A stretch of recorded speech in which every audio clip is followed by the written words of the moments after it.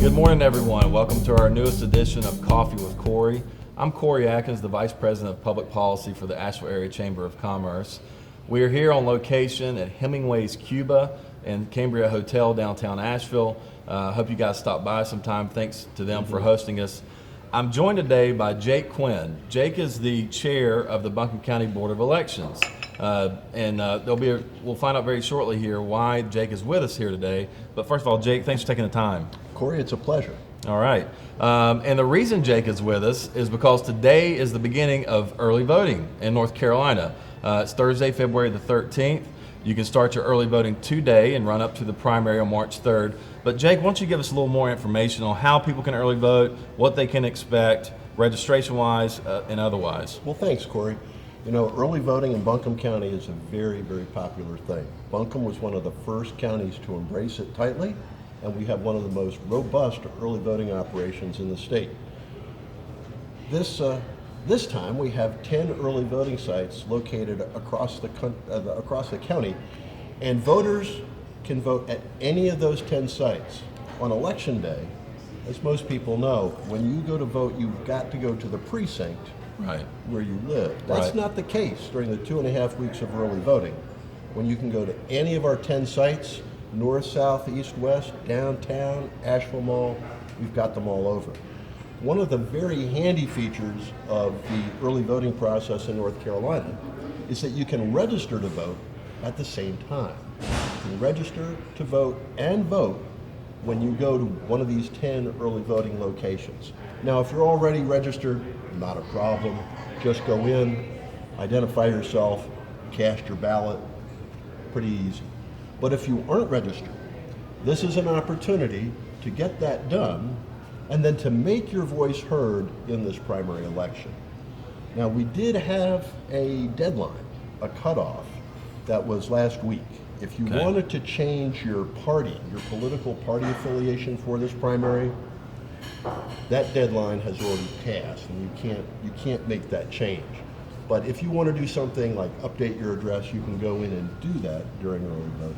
What about new voters? Can they register for the first time at an early voting site? Yes, they can, Corey. Okay. In fact, if new voters have been residing in the county at least 30 days before March 3rd, and they have something where they can prove their residency, say a utility bill or a driver's license with your current address, or something that shows that you live here and shows the precinct where you live, you have no problem going down, registering to vote, and voting. Now, let's say you go down during early voting and you want to register, and then you get one of these sample ballots and you realize, you know, I'm not sure that I know my selection in all these races. You can actually go home, do some research, and go back and early vote. Okay. So, no pressure. Right. Just get down there and register, and then take your time on the voting. The deadline for early voting is Saturday, February 29th at 3 p.m. Okay. We'll close the polls at all 10 locations Saturday afternoon, February 29th, and then the regular election day will be Tuesday, March 3rd, and the polls will open at 6:30 in the morning and close 7:30 at night. Okay. During early voting, the polls are open from, I want to make sure I get this right because we change it every time anymore. The polls open this time at 8 in the morning at the 10 locations. Okay. And they close at 7:30 in the evening. Okay. The exception are Saturday and Sunday, February 22nd and 23rd, where we will have our 10 sites open from 10 a.m. to 6 p.m. Okay. We're not going to be open this weekend because this is President's Day weekend, and a lot of people have other plans, and it didn't make sense to open these 10 sites when the demand wouldn't be that great. Right. And so February the 13th through February 29th, outside of this Saturday and this Sunday, you can early vote. So make sure you have your voice heard. Now, Jake, you mentioned proof of residency for a new voter that wants to register the vote, but do people have to bring ID to vote this time around? Corey, most voters will not need any ID when they go to vote. Okay.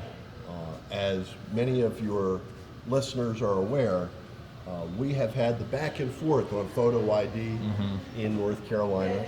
The State Board of Elections mailed out a reminder to all voters the last week of December. Said, don't forget to bring your photo ID. Right. We were producing photo IDs down at the Board of Elections office. Okay. But that changed when a court decision was handed down that said we are not going to use photo ID. We have discontinued issuing the photo IDs, and voters need to know there is no requirement to show a photo ID when you go to vote this time. The exception is if you are a new voter and you've registered but you've never voted before, if you have not given proof of your identity in the form of a valid North Carolina driver's license number or ID number, or the last 4 digits of your social security number on your voter registration form, then we're going to ask you for that evidence that first time you come in to vote. That's not photo ID, that's verifying your registration. Right, right. So Jake, technology's a cool thing. Voting's a lot different now than it used to be. And how? Where can people go to find out where the early voting sites are, where their precinct might be on actual election day, the primary election day, and where can people find out, how long do I have to wait in line if I want to go vote? Thanks, Corey. There is a great one-stop shop for any voters who have questions about the process, the lines at different voting locations, or where these voting locations might be. Just go to buncombecounty.org/vote, and you will go to the Buncombe County Election Services website and get all the information you need about where and how to cast your vote for this primary election. And I highly recommend everyone do that. Go to that website. We'll put a link to it in this video, so you'll have an opportunity to go directly to that site. But they also have a really cool app that shows you how long voting lines are this year, and that's a really cool feature and something that, if you're busy at work and you're trying to hop over it on your lunch break, you can know exactly how long your wait will be, if any at all. So definitely check that out. Now, Jake, the cover of the Citizen Times today is very poignant to our conversation here today. They're talking about election security. This is really a question that we hear a lot, debated nationally. Yeah. How can voters feel good about going in that booth? We had the mess in the Iowa caucuses, for instance, which is totally different, of course, but we had the Russian meddling in the last election. And so where are we at with election security here locally, and what are you guys doing at the Buncombe County Board of Elections to make sure our votes are counted and that they're safe? Corey, as you might imagine, election security is a huge topic, not only at the county level, the state level, but at the national level. Election services staff and board members had training just 10 days ago, and we were updated on the security routines that we are using to make sure that the vote in this state is secure. We're working very closely with the Department of Homeland Security. We test our machines to the nth degree to make sure that they are tabulating votes in the manner they should. In fact, Corey, we had a board meeting on Tuesday and we tested machines. We must have spent an hour and a half, 5 board members, randomly selecting machines, running ballots through them, and then making sure that those ballots were tabulated properly. Even after the election, we will randomly select a handful of precincts and we will do a manual vote tally on some of the races in those precincts, compare those manual tallies against the tallies that the machines gave us to verify the accuracy of our counts. On top of that, we have a lot of steps, a lot of procedures in our process that are geared towards ensuring security. A couple examples. One thing is that none of our machines are attached to the internet. Okay. And that is a legal requirement in this state. Okay. We maintain what is referred to as an air gap between our equipment and the internet. And what that means is a hacker or someone couldn't be able to sneak in through the back door and affect our machines. Right. Our machines have been coded, tested, and now they stand alone. Right. The same is true with the laptops that we use to check in voters as they arrive. Right. Those laptops are not connected to the internet, and that way we can make sure that those poll books are not being altered in a way that is inconsistent with our programs and policies. Well, that's great, and I feel really good hearing you say all those things and having the reinforcements in place. One last thing, Jake, I know we've talked in the past about your need and Buncombe County's need for poll workers. Can we talk a little bit about what you need there? Are these people compensated, and what will they do if they sign up to be a poll worker? Corey, we always need poll workers. Buncombe County has 80 election precincts. There are 80 spots across the county where people get to vote in their neighborhood. Each of those voting locations tends to have at least 5 people staffing the place. 80 locations, 5 people, that's 400 people. Yeah. In addition to that, we have a lot of people working in the background. Long story short, we always need workers on election day. It's only for one day, and poll workers work from about 5:45, 6 o'clock in the morning until about 8 o'clock at night.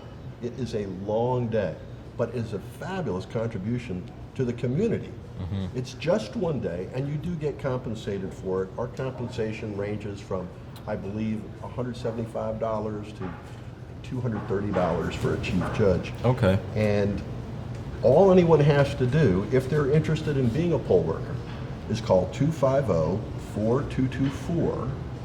Tell them that you're interested in being a poll worker, and they'll talk to you about what's entailed in the job and also tell you about the training that we provide. The training, of course, is mandatory. You have to know how to perform these functions because we demand precision.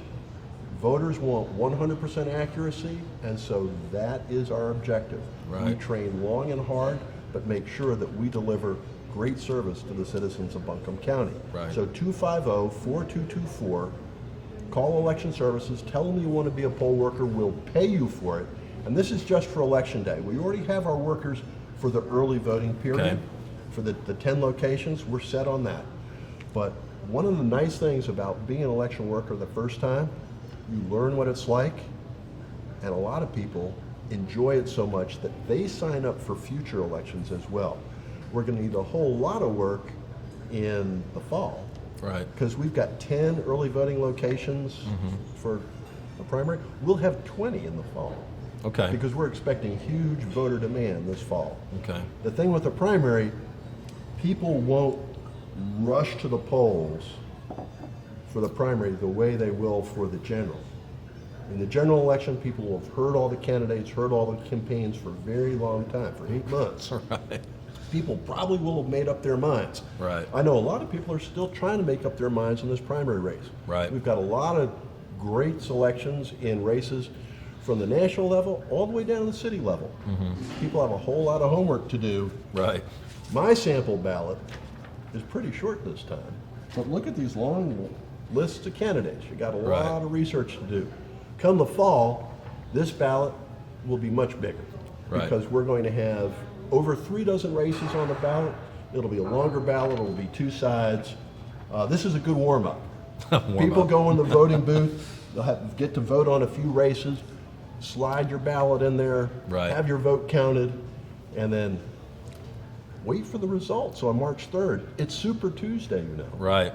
On March 3rd, North Carolina, I believe, is the 3rd largest state going to the polls after California and Texas. And so this is a chance for the citizens of Buncombe County to have their voices heard on the national stage. Right. Because it's the biggest primary election day of this season. Yeah. And we're in it. Yeah, no, it's real exciting. Democracy is exciting. It is. Jake, thank you so much for everything you and your team do to make this day go smoothly, make early voting go smoothly. We really appreciate it at the Chamber. I know a lot of other citizens that watch appreciate it. So thank you for that.